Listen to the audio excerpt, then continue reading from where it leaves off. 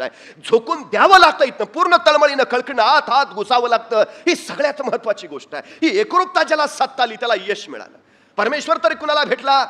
परमेश्वराशी ज्याला एकरूपता साधता आली त्याला. आमच्या तुकोबरायांनी भक्तीचं नव्हे अभ्यासाचं फार सर्वात उत्तम उदाहरण दिलंय. ते असं म्हणतात की देव पहाया गेलो देवची होऊन आलो. सगळ्या जीवनाचं सार आहे, सगळ्या जीवनाचं. मी तुकोबा कधीपर्यंत आहे? देवाजवळ जातोय तोपर्यंत आहे. एकदा देवाजवळ गेलो की मीच देव झालो, संपला विषय. हे देव पण जोपर्यंत तुम्हाला होत नाही, बस काय व्हायचं आहे? कलेक्टर. कुठे निघालाय? कलेक्टर होण्याच्या दिशेनं जाताय तोपर्यंत तुम्ही आहात. एकदा तिथपर्यंत पोहोचला की तुम्ही परीक्षा व्हायच्या आधीच कलेक्टर झाला. हे आधी झाल्याशिवाय मग कलेक्टर होता येत नाही. हे होणं महत्वाचं आहे. आत ध्यास, श्वासाबरोबर तो ध्यास आला पाहिजे. प्रत्येक श्वासागणिक सातत्यानं ते आम्हाला वाटलं पाहिजे. होय, दुसरं काही नाही. हा ध्यास ज्याला तयार करता आला त्याला स्वतःच्या श्वासावर विजय मिळवता आला. ही सगळ्यात यश तर त्याला मिळतच, मग बाकी काही नाही. ही सगळ्यात महत्वाची गोष्ट आहे. खरं तर आमच्या संस्कृतीमध्ये दोन तत्वज्ञान आहेत. एक तत्वज्ञान आहे प्लेटोवादी, दुसरं तत्वज्ञान आहे अरिस्टॉटलवादी. प्लेटो आदर्शवादी होता, अरिस्टॉटल व्यवहारवादी होता. आता ह्या परदेशी विचारवंतापेक्षा या माझ्या देशामध्ये दोन तत्वज्ञान आधीच तयार झालीत. एक रामाचं तत्वज्ञान आहे आणि एक कृष्णाचं तत्वज्ञान आहे. राम आदर्शवादी होता आणि कृष्ण व्यवहारवादी होता. तुम्हाला या जीवनामध्ये जगताना रामनीती सुद्धा अवलंबायला हवी आणि कृष्ण नीती सुद्धा अवलंबायला हवी. हे जमलं तर तुम्हाला यशापर्यंत पोहोचता येतं. ही सगळ्यात महत्वाची गोष्ट. रामाच्याच वाटेनं आदर्शवादी म्हणून गेलात तर अडचण येईल. कृष्ण म्हणून सुद्धा तुम्हाला जगता आलं पाहिजे, जे इतरांच्या कल्याणाचं आहे. मग ते खोटं असलं तरी सत्यच. ही कृष्णाची सत्याची भूमिका आहे. आम्हाला तीही निर्माण करता आली पाहिजे. आम्हाला त्या मार्गानं जाताच आलं पाहिजे. हा सगळ्यात मोठा भाव आहे. आम्ही निश्चितपणे तो विचार करायला हवा. एक प्रधानाचा मुलगा शाळेला जायचा. रोज सकाळी शाळेला जाता जाता राजवाडा वाटेत लागायचा आणि त्या प्रधानाच्या पोराला शाळेला जाताना बघितलं की राजा त्या मुलाला हाक मारून बोलवायचा, ए इकडे ये. आणि तो प्रधानाचा मुलगा आला की राजा त्याच्या पुढे दोन नाणी ठेवायचा. एक नाणं असायचं सोन्याचं, दुसरं नाणं असायचं चांदीचं. आणि राजा प्रधानाच्या मुलाला विचारायचा, ह्यातलं जे मौल्यवान नाणं असेल ते तू उचल. यातलं सर्वोत्तम मौल्यवान नाणं तू जर ओळखलंस तर उचललेलं नाणं तुला. आणि तो प्रधानाचा मुलगा मग एका हातात राजाच्या सोन्याचं, दुसऱ्या हातात चांदीचं. तो प्रधानाचा मुलगा चांदीचं नाणं उचलायचा. राजा म्हणायचा, प्रधान एवढा हुशार पण पोराच्या डोक्यात काय भेजा नाही, त्याला मौल्यवान काय तेच कळत नाही.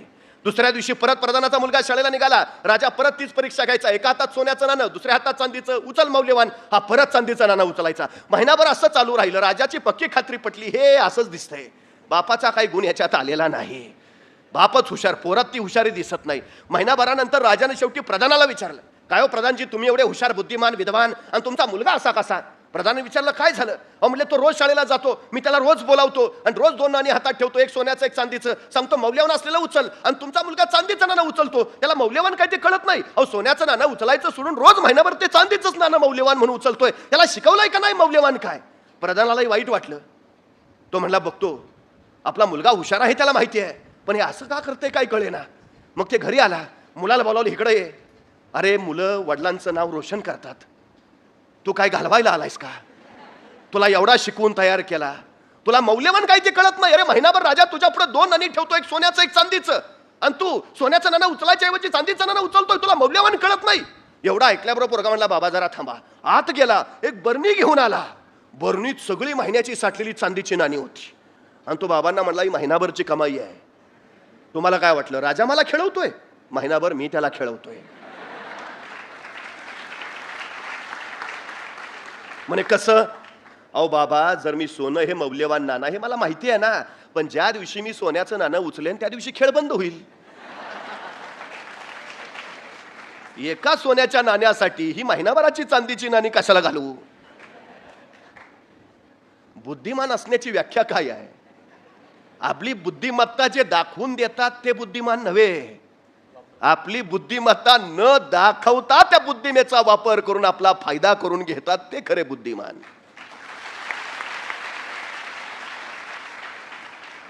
ज्ञानी माणूस फारसा बोलत नाही आणि अज्ञानी बोलण्याशिवाय दुसरं काहीच करत नाही.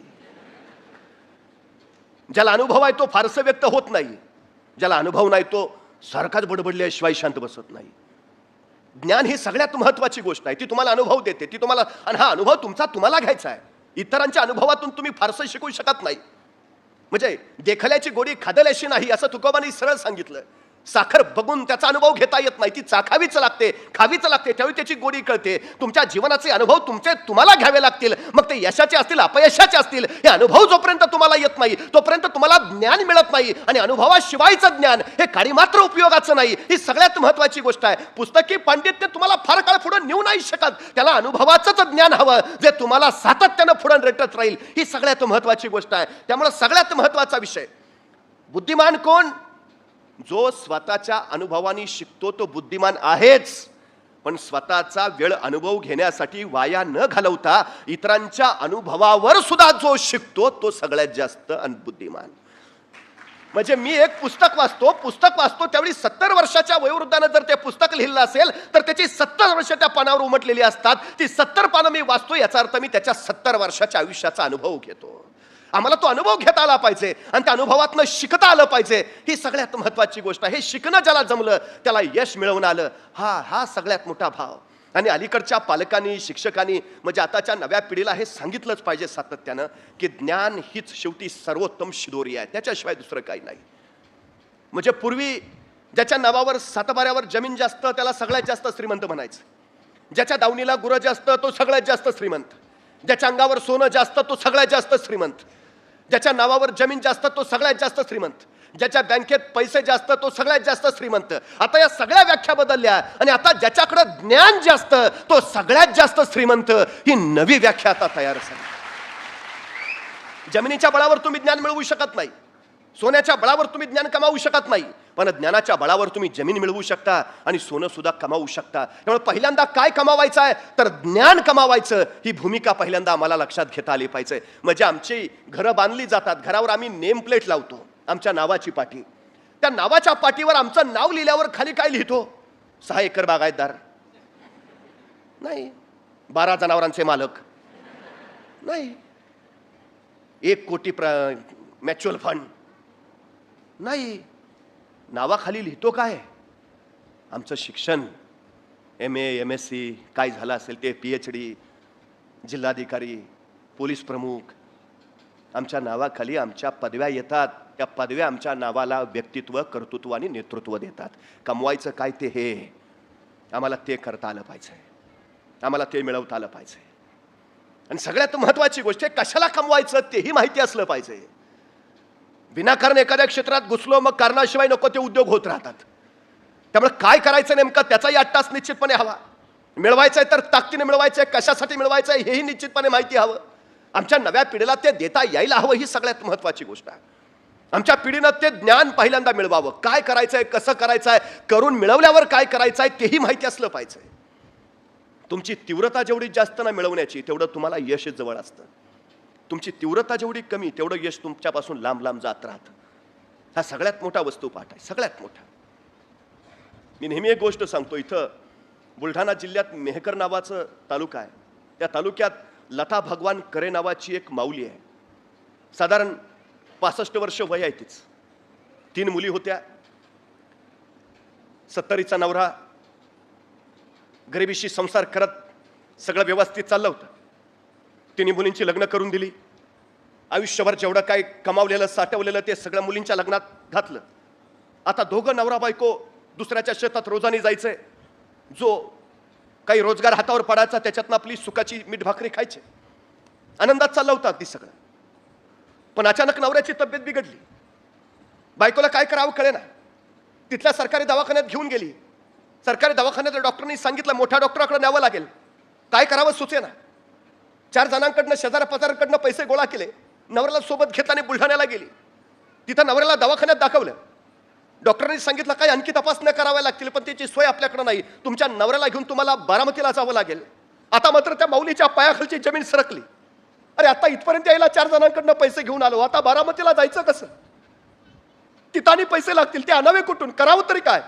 अरे पोटाची खळगी कशी बशी भरतो आपण? जगावं तरी कसं? की आजारी माणसानं सरळ मरून जावं, जगूच नये.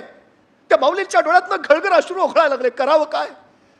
ज्या माणसानं आयुष्यभर खस्ता खाल्ल्या, ज्या माणसानं आयुष्यभर स्वतःच्या खांद्यावर संसार पेलून धरला, जिने आयुष्यभर आम्हाला सुखाची सावली दिली, आज त्याच्यावर वेळ आली आणि आपण काय करू शकत नाही. ती माऊली आतल्या आत गलबलत राहिली. करावं काय? शेवटी परत आली. आणखी 4 जणांपुढे शब्द टाकला. मिळतील जुळतील तेवढे पैसे गोळा केले. नवऱ्याला सोबत घेतला आणि बारामतीला पोहोचली. डॉक्टरांच्या आपल्या नवऱ्याला दाखवलं, डॉक्टरांनी तपासणी केल्या आणि सांगितलं एक महत्वाची तपासणी करावी लागेल. आता मात्र तिचा धीर कचला. तपासणं तरी किती करता तपासण्या. तिने डॉक्टरला विचारलं, डॉक्टर ठीक पण खर्च किती येईल? आणि डॉक्टरांनी जो खर्चाचा आकडा सांगितला, तिच्या डोळ्यापुढे दिवसा अंधाऱ्या आल्या. अरे कसं करावं तरी कसं, कुठून आणावे पैसे, न्यावं सरळ नवऱ्याला मर म्हणून सांगावं, करावं काय काय. आतल्या आत ढसढसत राहिली, बाहेर आली, त्या बाकड्यावर बसली, पत्रानं डोळे टिपत राहिली. कसं करावं काय काय सांगू नवऱ्याला, जावं माघारी सरळ परत मरू द्यावं नवऱ्याला असंच. आतल्या आत हमसत राहिली. थोडा वेळ झाला, डोळे पाणावलेले कोरडे झाले आणि त्याच बाकड्यावर पडलेला पेपर तिला दिसला. तो पेपर तिनं वाचला. मोठ्या ठळक अक्षरात छापलेली बातमी तिच्या नजरेत भरली आणि ती चमकली. बातमी होती बारामती मॅरेथॉनची आणि मॅरेथॉन मध्ये जिंकणाऱ्या स्पर्धकाच्या बक्षिसाची. त्या बक्षिसाच्या आकड्यावर तिची नजर फिरवली आणि तिच्या डोक्यात झणकन कल्पना आली, ही बक्षीस जर मी जिंकलं तर माझ्या नवऱ्याची तपासणी होऊन उपचार होईल. बस 65 वर्षाची माऊली. तिने निर्णय घेतला नवऱ्याचा जीव वाचवण्यासाठी या बारामती मॅरेथॉन मध्ये भाग घ्यायचा. आणि ती 65 वर्षाची माऊली त्या मॅरेथॉनच्या तिथं पोहोचली. सगळे स्पोर्ट्सचे शूज घालून आलेले, टी शर्ट घातलेले, रोज धावण्याचा सराव करणारे मॅरेथॉन स्पर्धेला. आणि त्यात ही आली होती 65 वर्षाची लता भगवानकरे, नऊवारी नेसलेली, कासोटा घातलेली, अनवाणी पायाची. संयोजकांना सांगते मला स्पर्धेत भाग घ्यायचा आहे, मला पळू द्या. चकित होऊन सगळे बघायला लागले. ती सांगायला लागली माझा नवरा दवाखान्यात आहे, त्याला वाचवायचं असेल तर पळण्याशिवाय पर्याय नाही, मला कृपा करून पळू द्या. संयोजकांनी तिला भाग घेऊ दिला आणि 65 वर्षाची माऊली त्या स्पर्धेला तयार झाली. बघता बघता पट्टी पडली आणि मॅरेथॉन चालू झाले. बेभान होती लता भगवानकडे पळत राहिली. आजपर्यंत रोजचे रोज कसलेले सराव करणारे धावपटू पळत आहेत आणि त्यांच्या बरोबर पळते 65 वर्षाची नऊवारी घातलेली, कासोटा नेसलेली लता भगवानकडे. डोळ्यापुढे फक्त नवरा दिसतोय, त्याच्यासाठी पळायचंय, त्याला वाचवायचंय, त्याला जगवायचंय, बस जिंकलंच पाहिजे, दुसरा पर्याय नाही. बेभान पळते. आतापर्यंत पळली होती रानात जनावरांच्या माग, आतापर्यंत पळली होती संसारला ठिगळा लावताना, आतापर्यंत पळाली होती संध्याकाळचे 2 घास कमावताना. अशी मैदानावर कधी पळलीच नव्हती. पण आयुष्य आता पळायला लावत होतं बेभानपणे. पळत होती आणि अखेर आवाज झाला, स्पर्धा संपली आणि त्या बारामती मॅरेथॉनची विजेता ठरली ही 65 वर्षाची लता भगवानकरे.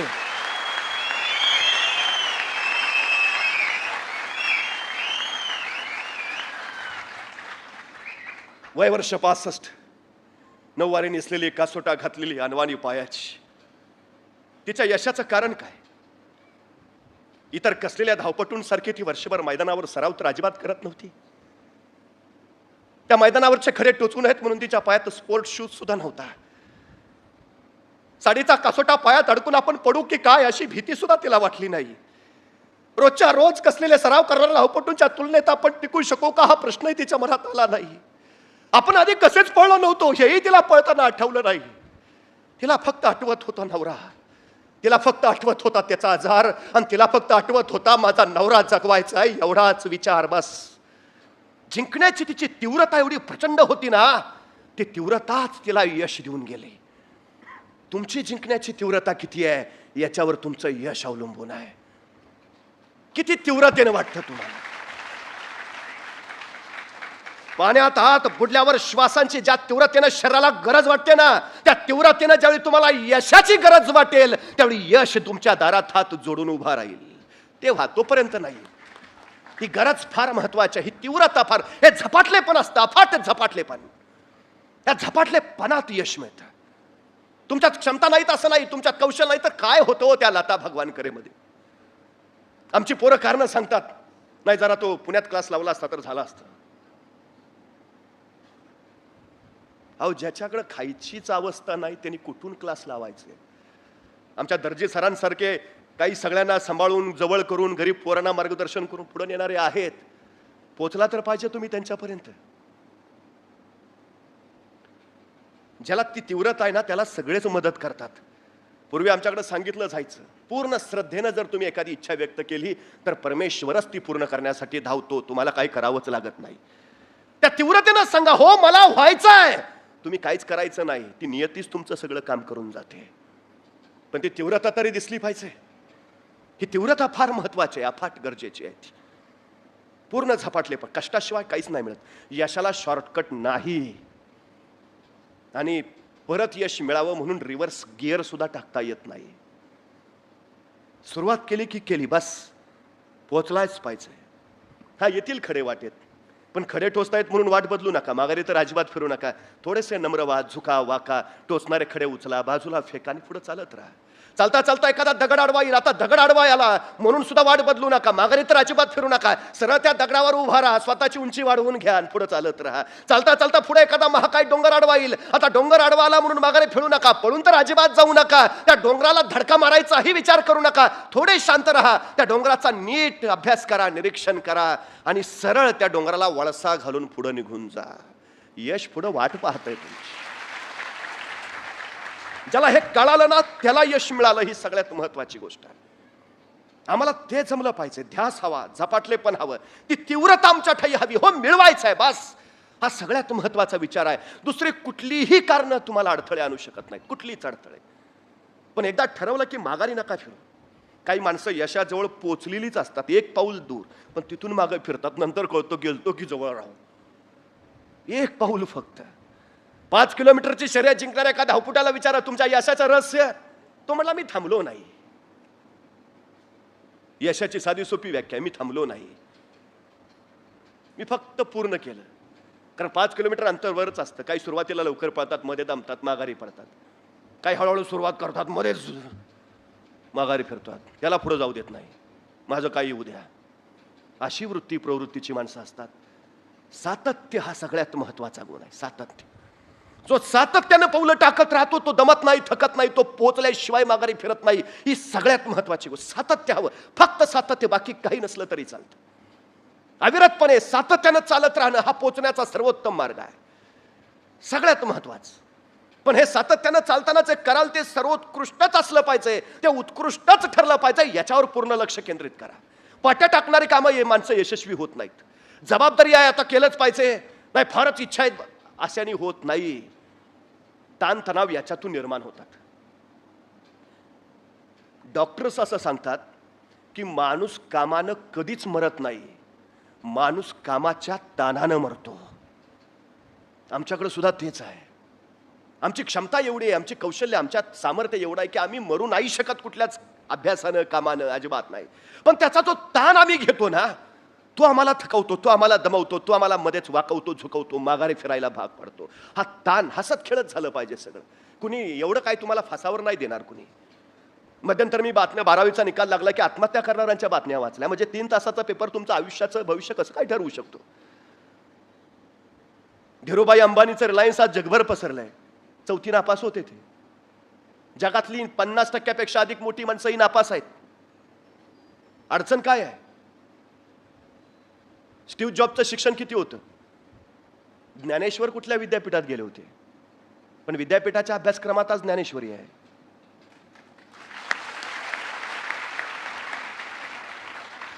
सचिन तेंडुलकर 12वीला इंग्रजीत नापास झाला होता, पण 12वीच्या इंग्रजीच्या पुस्तकात आज तेंडुलकरवर धडा आहे. एवढा धडा सुद्धा पुरेसा आहे. या जगात पूर्ण परिपक्व कुणीच नसतं. पण चूक झाली याचा अर्थ काही चुकलं असं नव्हे, सगळं गणित फसलं असं नव्हे. चालत राहता यायला पाहिजे, सातत्यानं पुढे झेपावता आलं पाहिजे, ही सगळ्यात महत्वाची गोष्ट आहे. तो ध्यास, तो ठामपणा, तो निर्धार, ती अभिव्यक्ती आणि त्याच्यासाठी करावा लागणारा संघर्ष, करावे लागणारे कष्ट, ही सगळ्यात मोठी गोष्ट आहे, सगळ्यात महत्वाची. आम्हाला ते करता आलं की बस. रात्री अपरात्री काही कधी विचारा, निरीक्षण असलं पाहिजे आमचं आजूबाजूचं. व्यक्तिमत्वाचा अर्थ काय आहे. तुम्ही कसे दिसता नाही, तुम्ही काय पेहराव करता नाही, मग तुम्ही बाहेरून कसे आहात याच्यावरनं तुमचं व्यक्तिमत्व ठरत नाही, तुम्ही आतून कसे आहात याच्यावरनं तुमचं व्यक्तिमत्व ठरतं. सगळ्यात महत्वाची गोष्ट आहे. मोटरसायकलच्या स्पर्धेमध्ये त्यांनी भाग घेतला, तो दरवर्षी पहिलाच यायचा, यावर्षी येणार निश्चितच होतं. आणि स्पर्धा सुरू झाली, बेभानपणे गाड्या पळवायला सुरुवात केली, पण अचानक पुढे ऍक्सिडेंट झाला. त्याचा एक स्पर्धक जखमी रक्ताळलेल्या अवस्थेत खाली पडला होता. त्यांनी स्वतःची गाडी थांबवली, त्या रक्ताळलेल्या मित्राला उचललं, दवाखान्यात पोहोचवलं आणि मग तो शर्यतीत सामील झाला. तो दुसरा तिसरा आला. संयोजकाने विचारलं, पहिला नंबर तुझा चुकला नाही, यावेळी काय झालं. तो म्हटला, माझा मित्र जखमी झाला होता, त्याला दवाखान्यात पोहोचवलं. तो तिथंच ठेवला असता, मी पहिला नंबर मिळवला असता तर माझ्या त्या क्रमांकाला काही अर्थ नव्हता. मला पहिला क्रमांक तेव्हा मिळाला ज्यावेळी मी त्याचा जीव वाचवला. पाशवी ध्येय नको. काही करायचं, कसंही करायचं, काही होऊ द्या, पण मी करणारच. मग चांगला वाईट मार्ग ते नाही बघणार, शॉर्टकट लॉंग कट अजिबात नाही. हे सगळं संवेदनाशील आयुष्य आम्हाला निर्माण करत हसत खेळत जगता आलं पाहिजे. हसत खेळत आमच्या ध्येयापर्यंत पोहोचता आलं पाहिजे. तेव्हा ते खरं यश आम्हाला मानता येतं. तेव्हा ती भूमिका आम्हाला आमच्या यशापर्यंत ठामपणे पोहोचवत जाते. सगळ्यात महत्वाचा विषय आहे तो. अभिमान बाळगायला हा शिका की आपल्यासारखं या जगात दुसरं कुणीच नाही. आहे का कुणी? कुणी उठून सांगावं माझ्यासारखा कुणीतरी आहे? अजिबात नाही. तो परमेश्वर एवढा प्रचंड मोठा कलाकार आहे, म्हणजे 125 कोटी लोकसंख्या या देशाची, पण या 125 कोटीत एक माणूस दुसऱ्यासारखा अजिबात नाही. अजिबात नाही. मग आपल्यासारखा कुणीच नाही याचा अभिमान का बाळगत नाही? तुमचे डोळे तुमचे, तुमच्यासारखे डोळे दुसऱ्या कुणाकडेच नाहीत. तुमचे चेहरेपट्टी तुमचे, तुमच्यासारखे चेहरेपट्टी दुसऱ्या कुणाकडेच नाही. अहो, तुम्ही एकमेवा द्वितीय आहात याचा अभिमान का बाळगत नाही? आम्ही न्यूनगंड बाळगतो. अपयशाचं सगळ्यात महत्वाचं कारण आहे, सगळ्यात महत्वाचं. ते बाळगू नका, अजिबात नका. मी सुरुवातीला सांगितलेलं, स्वतःचा पराभव तुम्ही स्वतः करणार, दुसरं कुणीच नाही. क्षमता आहे, सामर्थ्य आहे, कौशल्य आहे, तुम्ही ते करणार. या वृत्तीनं सकारात्मक मनाला शिस्त लावत जर तुम्ही पुढे गेलात तर निश्चितपणे ठामपणा याचा अर्थ काय आहे? किती ठाम आहात तुम्ही याच्यावर तुमचं आयुष्य अवलंबून आहे. काय काय माणसं आपण चुक म्हणून निर्णयच घेत नाहीत. चुकलो तर काय? म्हणजे एका UPSCच्या विद्यार्थ्याला इंग्रजीबद्दल एवढा भयगंड होता की आपण अधिकारी झाल्यावर आपल्याला इंग्रजीतनं बोलावं लागेल म्हणून तो मुलाखतीलाच गेला नाही. ही वस्तुस्थिती आहे. कोणच नाही तुमचा दुश्मन, तुमचा न्यूनगंड हाच तुमचा सगळ्यात मोठा शत्रू आहे. अजिबात तुमच्यासारखं दुसरा कुणीच नाही. ग्रेटेस्ट आहात तुम्ही, ही भावना पहिल्यांदा डोक्यात. मी सुरुवातीला सांगितलं, स्वतःवर प्रेम करायला शिका, नाही कुणी दुसऱ्यासारखं. ठाम राहायला शिका. चुकू द्या, निर्णय चुकला तर अडचण काय आहे? यशस्वी कोण होतात? जे योग्य निर्णय घेतात ते नव्हे, तर घेतलेला निर्णय योग्यच कसा होता हे जे सिद्ध करतात ते सगळ्यात महत्वाचं आहे. मॉन्टी रॉबर्ट नावाचा एक रेसकोर्सवर घोड्यांच्या तबेल्यात काम करणाऱ्या मजुरांचा पोरगा होता. त्याच्या शाळेच्या शेवटच्या दिवशी त्याला निबंध लिहायला सांगितला, माझे स्वप्न. आणि रेसकोर्सवर घोड्यांच्या तबेल्यात काम करणाऱ्या मजुराच्या या पोरानं स्वप्न लिहिलं की एक दिवस माझ्या मालकीचा रेसकोर्स असेल, 200 ते 300 जातिवंत अरेबियन घोडे माझ्याकडे असतील, गाड्या, बंगला आणि जगातला सगळ्यात श्रीमंत म्हणून मला ओळखलं जाईल. निबंध लिहिला, निकाल लागला, त्याच्या वर्गातली सगळी मुलं पास झाली. नापास झाला तो मॉन्टी रॉबर्ट. तो शिक्षिकेकडे गेला, म्हटला, मॅडम मला तुम्ही चुकून नापास केलंय, मला पास करा. मॅडम म्हटलं, मी चुकून नाही तुला नापास केलं, जाणीवपूर्वकच केलंय. पण का? अरे तू स्वप्न काय लिहिलं, निबंध काय लिहिलायस तू? तू रेस्कोर्सचा मालक असणार, 200-300 जातिवंत अरेबियन घोडी तुझ्याकडं, गाड्या, बंगला. अरे वेड्या, शक्य होईल ते स्वप्न बघावं, अशक्य कुठीतलं नाही. कधी कळणार तुला? तुझं हे स्वप्न कधीच पूर्ण होऊ शकत नाही. असं नसतं स्वप्न. अरे तू विसरू नको, तू रेसकोर्सवर काम करणारा एका गरीब मजुराचा मुलगा आहेस. मी तुला पास करूच नाही शकत. नाही मॅडम, तुम्ही मला पास करा. ठीक, तू तुझं स्वप्न बदल, मी तुला पास करते. मॉन्टी म्हणला, नाही मॅडम, मी माझं स्वप्न नाही बदलणार, मी माझ्या स्वप्नावर ठाम आहे. मॅडम म्हणल्या, नाही, मग मी तुला पास नाही करणार. तू ठरव, परीक्षेत पास व्हायचंय, पुढच्या वर्गात जायचंय, का हेच स्वप्न ठेवून घरी बसायचं आहे? मॅडम म्हटलं, मी स्वप्न नाही बदलणार, द्या तो निकाल माझ्याकडं. पण लक्षात ठेवा टीचर, एक दिवस मी माझं स्वप्न पूर्ण करणारच. आणि तो मॉन्टी रॉबर्ट तिथून निघून गेला. 20 वर्षानंतर त्याच शिक्षिका त्यांच्या शाळेची सहल घेऊन एका रेसकोर्सला भेट द्यायला गेला. तेव्हा त्या तरुण मालकानं त्यांचं स्वागत केलं, त्यांना सगळा रेसकोर्स फिरून दाखवला. रेसकोर्स बघायचे पैसेही नाही घेतले. शेवटी त्या टीचरना त्यांनी विनंती केली, आपण दुपारचं जेवण माझ्यासोबत घ्याल का? आणि त्या सगळ्या विद्यार्थ्यांना टीचरना घेऊन तो स्वतःच्या डिनर हॉलमध्ये आला. तिथं त्या मॅडमनी बघितलं तर एका भिंतीवर एक सर्टिफिकेट फ्रेम करून ठेवलेलं. त्या मॅडम जरा चाहुलीनं जवळ गेल्या आणि म्हणाले, अरे हा तर आमच्या शाळेचा निकाल आहे. अरे बघ माझ्या कोणाची सही आहे त्याच्या खाली? कुणाचा निकाल आहे? अरे कोण? Monty Robert. अरे त्या नापास झालेल्या मॉन्टी रॉबर्टचा निकाल तुम्ही फ्रेम करून लावलाय. अरे वेडा, त्याला स्वप्नबद्दल सांगितलेलं तुला पास करते, त्याने ऐकलं नाही. कुठाय तो? तुमच्या रेस्कोर्सवर कामाला आहे का? कुठाय तो? बोलवा त्याला. तसा तो तरुण मालक म्हटला, मॅडम मीच तो मॉन्टी रॉबर्ट.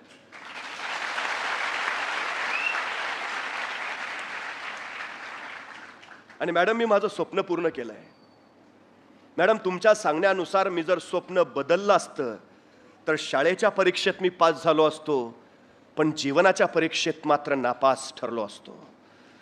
त्यामुळे कुणी काहीही सांगू द्या, कुणी काहीही सल्ले देऊ द्या, ठाम राहा. जे ठरवलंय ना त्याच्यावर ठाम राहा.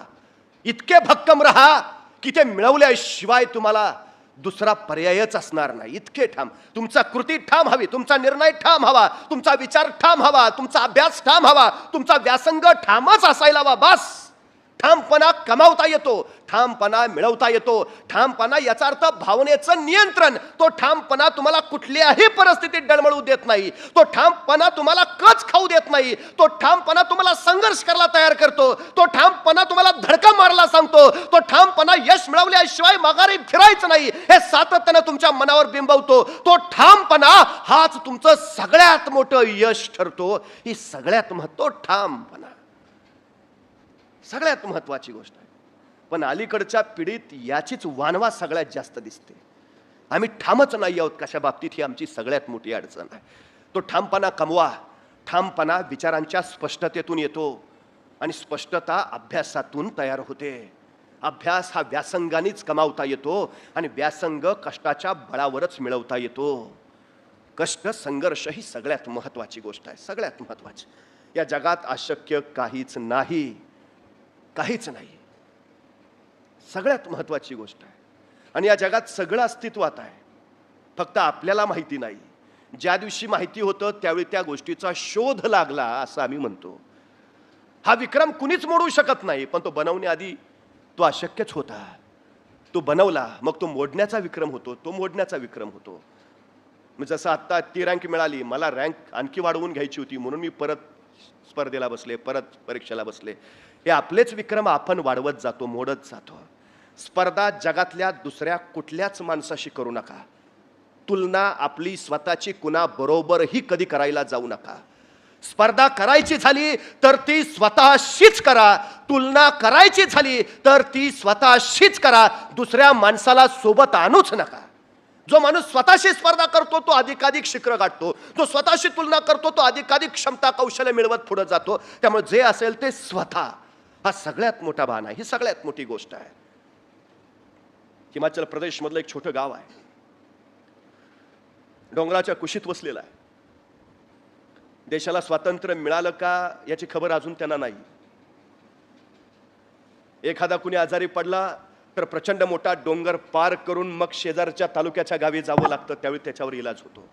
डोंगराच्या पायथ्यापर्यंत बैलगाडी नेता येते, तिथून मग आजारी माणूस पाठीवर घ्यायचा, डोंगर चढायचा, उतरायचा आणि मग त्या गावात पोहोचायचं, त्यावेळी त्याचा इलाज होतो. इतक्या सगळ्या कष्टातून बिकटातून ते गाव तिथं जगतंय. एक माणसी आणि त्याची बायको. बायकोचे दिवस भरत आलेले. हा शेतात काम करत होता. वेळ सायंकाळची, साधारण 7च्या सुमाराची. आणि अचानक त्याच्या शेजारची धावत धावत आले. तुझ्या बायकोच्या पोटातल्या कळा वाढल्यात. तिच्या काळजीनं धपाप त्या उरानं तो सुसाट धावत सुटला. घरात त्याची बायको तळमळत पडली होती, कळवळत वेदनेने हळहळत होती. बायकोच्या जवळ गेला, डोक्यावरून हात फिरवला. थोडा धीर धर, थोडा, मी आत्ता बैलगाडी आणतो, आपण लगेच दवाखान्यात जाऊया. बघता बघता बैलगाडी आली. त्यानं स्वतःच्या बायकोला उचललं, त्या बैलगाडीत ठेवलं. थोडा धीर धर, थोडी कळकळ, वेदना सोस, आपण पोचतोच आहे. बायकोला धीर देत सातत्यानं तिला सांगतो बैलगाडी हाकू लागला. बघता बघता अंधार गडद गडद होत झाला. त्याच्या उरातला अंधार सुद्धा तसाच, पण तरी बायकोच्या वेदना त्याला गप्प बसू देत नव्हत्या. तो बैलगाडी जोरात हाकत होता, आणखी जोरात, पण तिला धक्के बसू नयेत म्हणून परत जीव गलबलत होता. पण वेगात गेलो नाही तर पोचणार नाही, वेगात गेलो तर बायकोला त्रास होईल. या सगळ्या उलाखाली तो कसा बसा डोंगराच्या पायथ्याला पोहोचला. आता तो प्रचंड अजस्त्र डोंगर चढायचा होता, तो चढून उतरायचा होता. मग पुढं गाव, मग दवाखाना. बायको वेदनेनं अफाट कळमळत होती, तळमळत होती. बैलगाडी थांबवली. त्यानं बायकोला स्वतःच्या पाठीवर घेतलं, सांगितलं काळजी करू नको, मी आहेच तुझ्यासोबत, अजिबात काळजी करू नको, तू फक्त थोडी कळ काढ, थोडा धीर काढ. बायकोला पाठीला बांधलं आणि तो महाकाय डोंगर चढायला त्यांनी सुरुवात केली. पावलं पावलं टाकत राहिला, डोंगर डोंगर चढत राहिला. अर्ध्यापर्यंतला बायको तळमळते, तिच्या वेदना त्याला ऐकू येत आहेत. तिच्या वेदनेबरोबर तो तिला सावरतोय, आवरतोय. थोडा धीर धर, थोडा धीर धर. बघता बघता आणखी पुढाला, आणखी पुढाला. आता डोंगराचा माथा जवळ आला होता. बायको भयान तळमळायला लागलेली, वेदनेनं भयान ओरडत होती. तो त्याला सांगितलं आलोच बघ, माथ्यावर आलो, आता फक्त उतरायचंय, उतरायला वेळ नाही लागणार, आपण लगेच उतरू, काळजी करू नको, थोडा धीर धर. बघता बघता बायकोच्या आरोळ्या आणखी घुमल्या. त्याला ते बघवे ना, सोसवे ना, पाहावे ना, पण त्याही अवस्थेत तो सांगत होता का थोडा धीर धर ग, थोडा धीर धर. हे बघ पोचलोच, आपण पोचलोच. आणि बघता बघता तो तिला घेऊन माथ्यावर पोचला. आणि अचानक त्याच्या लक्षात आलं, मगापासून कानावर पडणाऱ्या बायकोच्या आरोळ्या आता कानावर येत नाहीत. बायको कणल्याचाही आवाज नाही. काळीच सरळ दिशेत चरचरलं. एका अनामिक भीतीनं हररलं. त्याने पाठीवरनं बायकोला उतरवलं. अगं ए आलो आलो ना, आलो आलो ना, आपण माथ्यावर आलोय ग, आता आता काही क्षणात खाली उतरू. अगं थोडा थोडा धीर धर ना, ए उठ. आणि त्याची भीती खरी ठरली. माथ्यावर पोचेपर्यंत त्याच्या बायकोनी जगाचा निरोप घेतला होता आणि अजून जगाचा चेहराही न बघितलेल्या तिच्या गर्भातल्या मुलानंही आर्तपणे टाहो फोडला. त्यांनी त्याचा रडायला लागला. अगं थोडा वेळ ग, थोडा वेळ. पण आता उपयोग नव्हता. त्या महाकाय डोंगराकडे बघत राहिला आणि कडाडला, तू मारलास माझ्या बायकोला, तू गिळलास माझा पोर, तू. पण आता काय? शांतपणे माघारी फिरला. 2 दिवस शोकात गेले, दुःखात गेले. तिसऱ्या दिवशी मात्र मनाशी काहीतरी निश्चय करून एका हातात टिकाव आणि दुसऱ्या हातात फावडं घेऊन तो डोंगराच्या पायथ्याला आला. त्या अजस्त्र महाकाय डोंगराकडे बघत म्हणाला, काही जीव घेतल्याची आतापर्यंत, काही काया मारल्याची आतापर्यंत, काही कळ्या तुझ्या या माथ्यावरच कुस्करल्या असतील. तू ज्यांनी अजून जगाचा चेहराही बघितला नाही असे कोळे जीव तुझ्या अंगा खांद्यावर शेवटचा श्वास घेऊन संपले असतील. पण आता परत असं होणार नाही. आता कुणाची बायको मरणार नाही ना, आता कुणाचं मोर. आणि त्यांनी कामाला सुरुवात केली. तो डोंगर फोडायला लागला, एकटाच अविरत. माणसं यायची, बघायची, हसायची. वेळ आहे का काय? एकट्याचं काम आहे, खायचं काम आहे. त्याने दुर्लक्ष केलं. तिसऱ्या चौथ्या दिवशी माणसं घोळक्याने यायला लागली, त्याची चेष्टा करायला लागली. अरे पागल आहे का, डोकं फिरलंय का, बायको मेल्याचा धक्का बसला याला, चला कामाला. माणसं यायचे, चेष्टा उडवायचे, हसायचे, निघून जायचे. आठवडा उलटला, महिना उलटला, काम चालूच होतं. बघता बघता माणसं सावध झाली. त्यांना त्याचं गांभीर्य कळालं. एक दोन माणसं येता जातात त्याच्याशी बोलू लागली. बघता बघता त्याला कधीतरी मदत करू लागली. त्याला सांगू लागली, अरे सोपं नाही बरं काम, अरे डोंगर फोडायचं काम एकट्याचं नाही, अरे नको नको शक्ती वाया घालू, अरे पिढ्यानपिढ्या चालत आलंय आपल्याकडं, तू एकटा काय करणार आहेस, तू नको नको हे करूस. पण त्यांनी हट्ट सोडला नाही, त्यांनी ध्येय बदललं नाही. अविरतपणे तो सातत्यानं कष्ट करत राहिला. वर्ष उलटलं, अर्धा डोंगर त्यांनी फोडून काढला होता.